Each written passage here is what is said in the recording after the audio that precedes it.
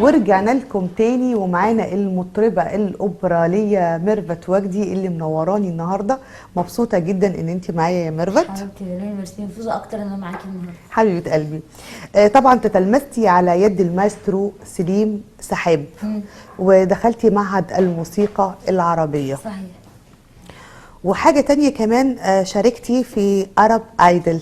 احكي لي بقى تجربتك أو كواليس أرب ايدل، ايه اللي كان موجود وايه الحاجات اللي ضايقتك هناك، وانتي احكي لي الرحلة بقى من أولها، يعني أنا عايزة أسمعها يعني. يعني هي رحلة حلوة ورحلة صعبة في نفس الوقت. لأن كل ما تاخدي ستيب بعد التانية بتبقى المرحلة بتزيد صعوبة معاكي. بالظبط كده. فالحمد لله لما وصلت على العروض المباشرة ما كنتش مصدقة إن أنا أصلا وصلت للنهائيات. بعد ما عانيت كتير بقى عشان أوصل تخيلي أنت في أول حلقة داخله بتختبري معاكي الافات الالافات من المواهب اللي هو انا هروح فين في وسط الناس دي كلها، حته الخوف دي تتميزي منهم او بينهم صعب جدا. فانا طبعا لما وصلت النهائيات انبسطت جدا في مرحله محترمه ومهمه. فحصلت لي وعكه صحيه هناك وعملت عمليه قبل العرض المباشر ب4 اسابيع. يا خساره. فدخلت غنيت كمان بعد 4 اسابيع فتره نقاهه وشفاء شويه من الجرح. دخلت غنيت. كنت تعبانه جدا مش قادره اقف. يا دوبك عملت بعدها عرضين مباشرين وانسحبت ومشيت. ليه ما قدرتش طبعا بسبب مرضي، بس كويس ان انا وصلت للنهائيات. ايه الاغنيه اللي انت تميزتي فيها في ارب ايدل؟ غنينا هقول لك دلوقتي. سمعيني بقى، انا عايزه اسمع، انا جايه عشان اسمع يعني النهارده.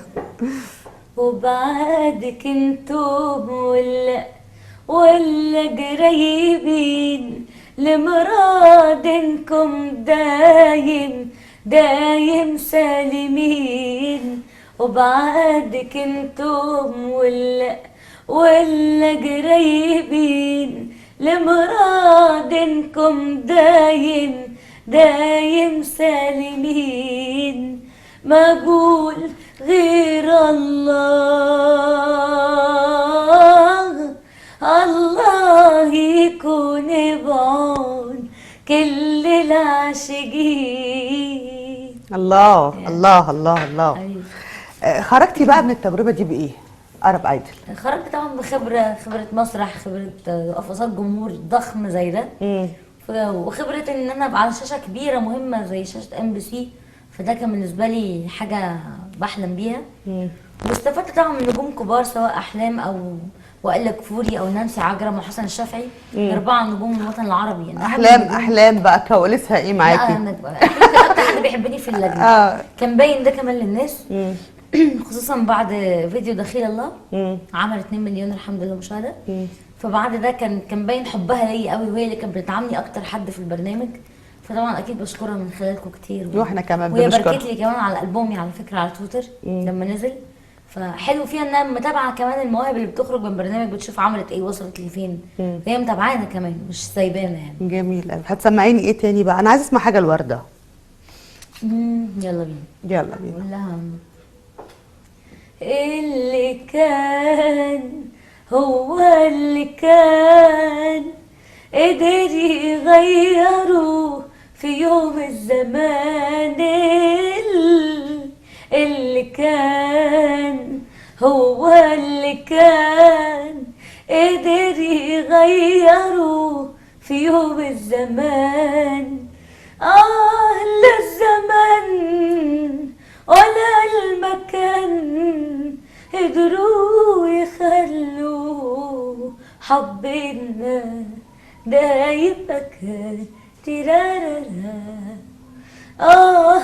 كل ليلة من ليالي البعد عدت عليا وانت مش جنبي يا روحي.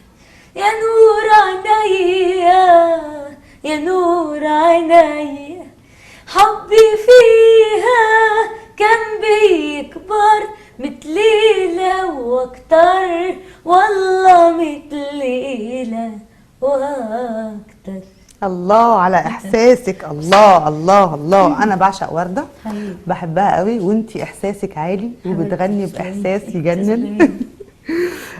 عملتي كام ألبوم بقى يعني؟ عملت بعد ارب ايدل ب6 شهور تمام. نزلت اول سنجل ليا تملي مندفعه، كانت انتاجي الشخصي. وبعدها عملت بنيت بقى مع شركه سعوديه، كانت شركه مالتيبل فيجن، هي اللي تبنت موهبتي. ونزلوا لي اول كليب ليا، كان كليب وطني ايد جنب ايد. اغنيه خدت عليها جايزه كبيره جدا، مونديال القاهره اعلام والسينما. لازم تاخدي ده جايزه. اتكرمت فيها كافضل اغنيه وطنيه سنه 2015. وكانت نازله في وقت افتتاح قناه السويس على كل القنوات الفضائيه، فحققت نجاح.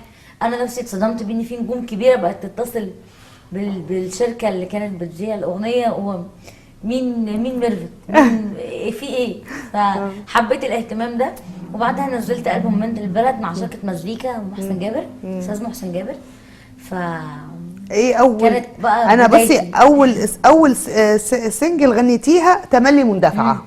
انا دي لازم اسمعها. طب يلا نقول حته كده صغيره منها. يلا نقول حته.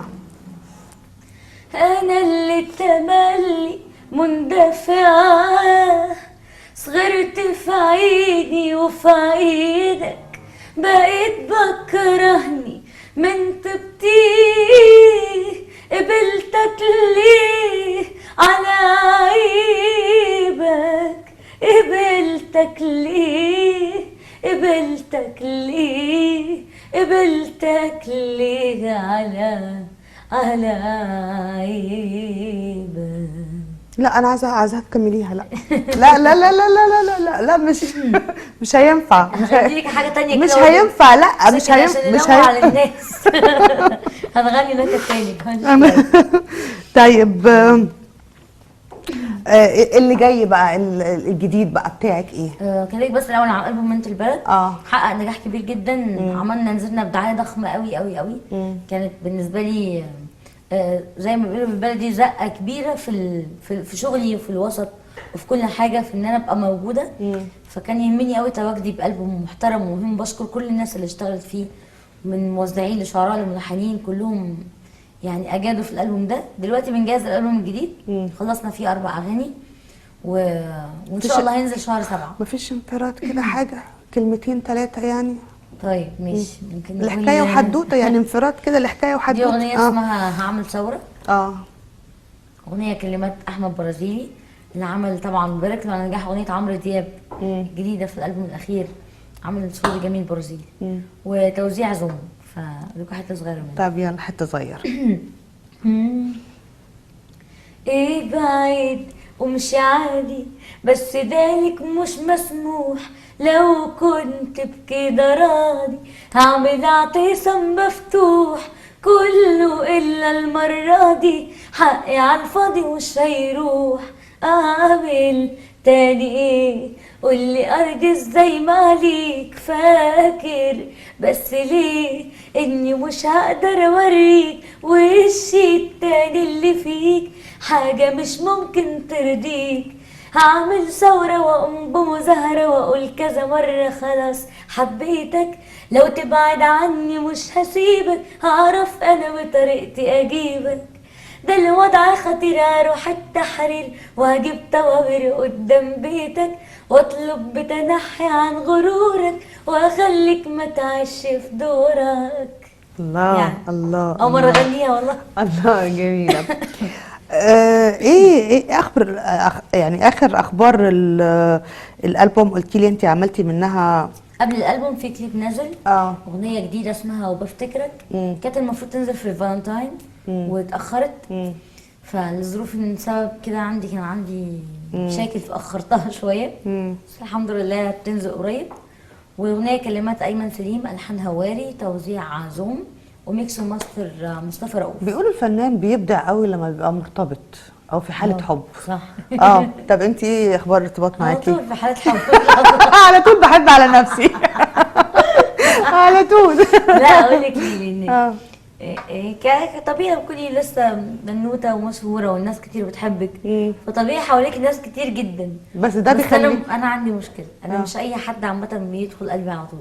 حتى انا 25 سنه ما ارتبطتش غير مرتين فقط بس. في بنات بقى في الستيج ده تلاقيها مقضياها. طيب يعني الجيل ده انت بتقولي ان هو بيرتبط كتير ويفشكل، صح كده؟ صحيح طبعا. انت ارتبطتي مرتين بس. كانت اول مره خطوبه رسمي، وتاني مره كانت حب وهتبقى خطوبه وما حصلش نصيب. ما حصلش نصيب. بس دايما فعلا الفنان لازم يبقى فيه عنده ملهم. صح اكيد. دايما في حاله حب. بصي يعني انا دايما لما ابقى في الاستوديو وببقى بغني غنوه، ممكن افتكر موقف انا عشته، ممكن اشوف موقف حصل قدامي في مكان، في اغنيه عندي في البومي اخترتها بسبب قصه شفتها قدامي حصلت، تمام. فكتبت عليها الكلام. فممكن طبعا اكيد لازم يكون عندك مصدر. طب انا عايزاك كده تفتكري حاجه موقف كده وتغني لي عليها اغنيه كده، تبقى هي موقف وحش. الموقف موقف ده وحش. ملهمك. موقف وحش. لا. حاجه نكد يعني. اللي تحبيه. بصي حاجه نكد، اي حاجه. ممكن اقول لك تيرا انا اتنازلت عنك، ما كانش في حل تاني قصادي، وهعرف اعيش في بعدك عادي. تعال علي انا المرة دي بلاش تظلمها معاك، انا اتنازلت عنك عشان ما اقبلش اكون انانية، ولو فكرت فيها شوية دي ملهاش حد غيرك، هي الاولى تكون وياك. روح ليها وانسى اللي عشته معاك، هي اللي كانت عايشة تستناك.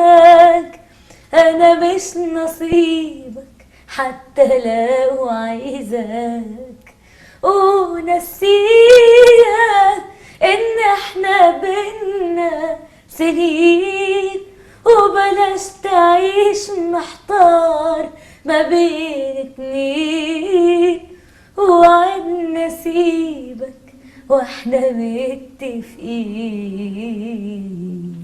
الله الله، نكدتي علينا، عايزين حاجه تفرحنا بقى. بعتذر الناس عشان صوتي تعبان جدا. لا ولا يهمك. انا مبسوطه جدا ان انت كنتي معايا النهارده. حبيبي. نورتيني ونورتي قناه نيو دريم ونورتي برنامج انا حكايه سعيده اكتر ان وحدوته. انا مع نرمين النهارده، وشرف كبير ليا طبعا، حبيبتي. وهي صديقه على المستوى الشخصي حبيبتي. فبارك لك طبعا نجاح البرنامج حكايه يا رب وحدوته، يخليك. ودايما في تألق يا رب. عايزين نختم البرنامج ببنت البلد. يلا بينا. يلا بينا. يلا انا بختم مع المشاهدين وبقول لكم يسعد مساءكم، يا رب تكونوا انبسطتوا معانا النهارده وانبسطتوا بكل فقراتنا، وان شاء الله اشوفكم على خير قريب. تصبحوا على خير. معاكم ميرفت وجدي. اللي ما يعرفش البنت الجدعة هقول ده انا بنت البلد، يعني ما يملاش عينيا غير راجل يبقى لي سند، فيا الحنية وقوية في الجد بمليون ولد، مش بنت انا اي كلام، مش بنت انا اي كلام، ويعني اللي هيبقى حبيبي ما يعش يارد في الدور، يعرف قيمتي ويحميني ويا خوفي لا يطلع مغرور، وانا جنبه يبان خوف عليا واطمن لو كان حواليا، مش راجل والسلام، ده مش راجل والسلام.